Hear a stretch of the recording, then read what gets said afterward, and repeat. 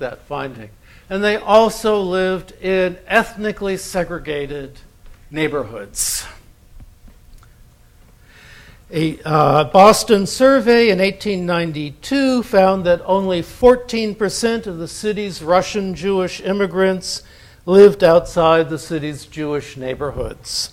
Only 18% of Italians lived outside the areas with heavy Italian concentration. Only 7% of Irish lived outside the Irish areas of town. Now, these sections of town were the poorest, and they had the lowest level of services, which were delivered on the basis of what neighborhood property owners were willing to pay in rate assessments.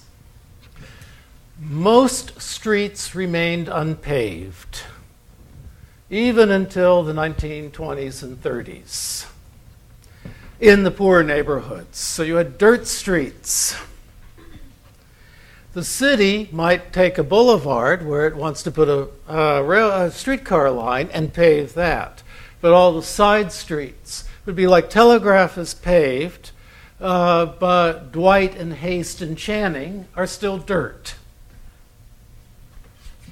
That wouldn't have happened because Berkeley was a nice middle-class town, but just as an example. And maybe if you went down to what used to be a separate town, West Berkeley, down by 4th Street, which used to be a very heavily working class area, most of the streets would have been dirt. There would be little or no street lighting, and there would be no sewer or water lines installed. Jane Addams, who was a famous social worker, a philanthropist in Chicago in the late 19th and early 20th century.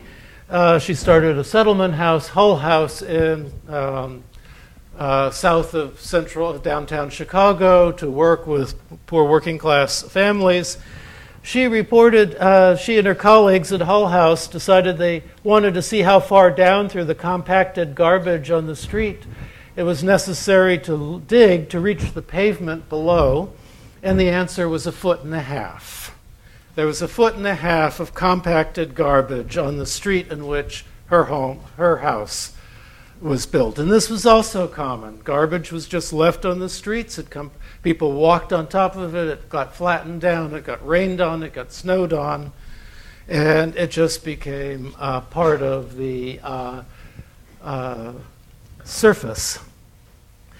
The campaign for uniform city services, lighting, paved streets, water, sewer lines, garbage pickup, was one of the first areas where urban middle-class reformers came together to fight. So the 40% who lived beneath poverty level suffered from inadequate nutrition.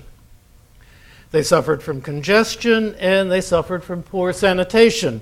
Not surprisingly, this led to extremely high illness and death rates in poor neighborhoods.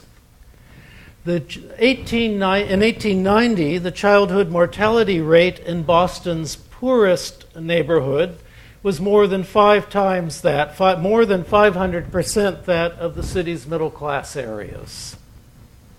Epidemics of diphtheria, croup, whooping cough, and measles were annual occurrences.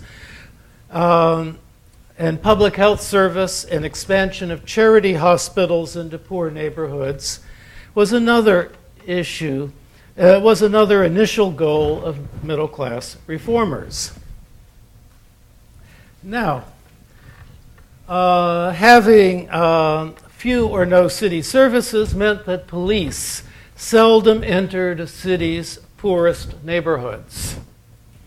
Young men, still in relatively good health, banded together to ensure the public safety, and the gang itself, often involved in criminal activity, was responsible for enforcing the community's moral standards and preventing random crime, outsider crime.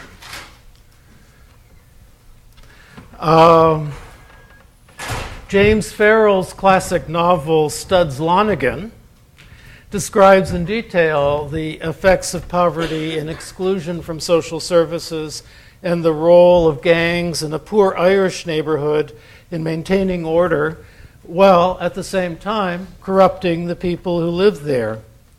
Schools so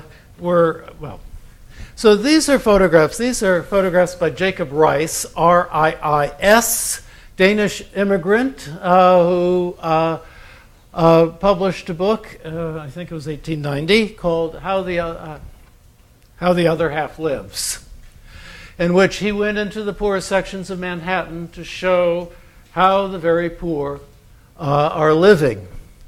Now, the purpose of these photographs was to stir up public opinion so social reform movements would get support, and support meant higher taxes and a city government that was willing to go into the poor neighborhoods and clean them up and take control. So this would be a neighborhood. This is, I think, the West 60s in Manhattan. For those of you who've been there, it's now near where Lincoln Center is. The photographs, some people complain that the photographs conveyed an inaccurate picture, a overly negative picture of the situation there. That's Jacob Riis on the right, obviously somebody taking a photo of him. And he was looking for evidence of crowding and evidence of extreme poverty, child homelessness, in order to use the picture to shock public opinion, to get people to say, yes, the United States, the working man's republic still, cannot have poverty like this. This only exists in Europe, scenes like this. This was a schoolroom in the Lower East Side. So schools were few and far between in the very poorest neighborhoods, and again, lack of education was typically held against the poor. That is, they deserved to be poor because they were dumb and ignorant. But then the city governments generally didn't want to provide them with the classrooms that they would need. And even when children were in schools, many children from the poorest families had to work if the family was to survive. One of the biggest political issues for 30 years in the United States was the question of child labor. The effort to control child labor, to bring it to an end. And the campaign against child labor focused on the children from the very poor, from the families that made less than $500 a year.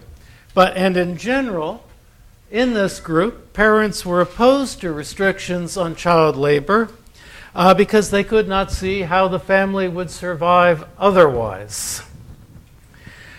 Child labor was, in fact, very closely linked to the father's income, which in turn depended on skill, ethnic background, and occupation.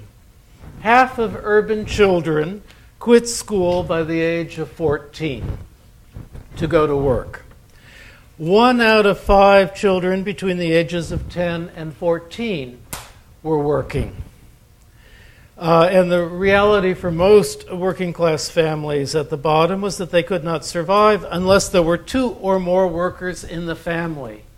You might decide to send your children to work so the mother could stay at home with the smaller children.